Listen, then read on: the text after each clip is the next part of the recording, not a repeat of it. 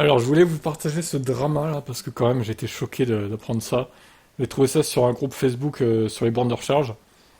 Alors, c'est un certain Alain qui a été juste escroqué hein, par le SDE 76, disons les termes.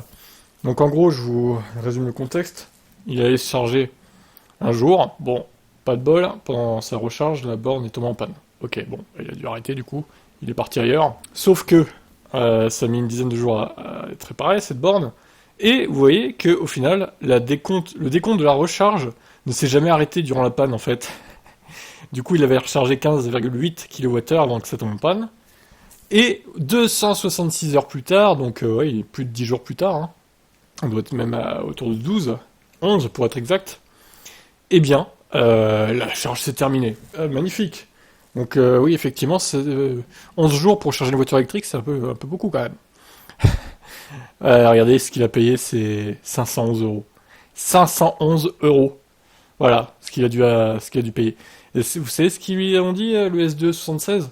Bon, on va vous faire un avoir, comme ça, vous pouvez recharger gratuitement sur nos bornes tant que c'est pas remboursé, les 500 euros. Par contre, ils vont pas le rembourser en fait. Ils vont juste faire un avoir pour être sûr qu'ils continuent de se recharger sur ces bornes-là. C'est un scandale. Franchement, c'est un scandale.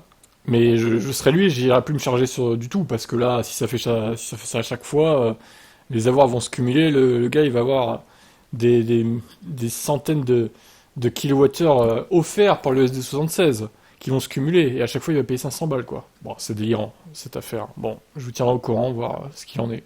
Je vous laisse commenter.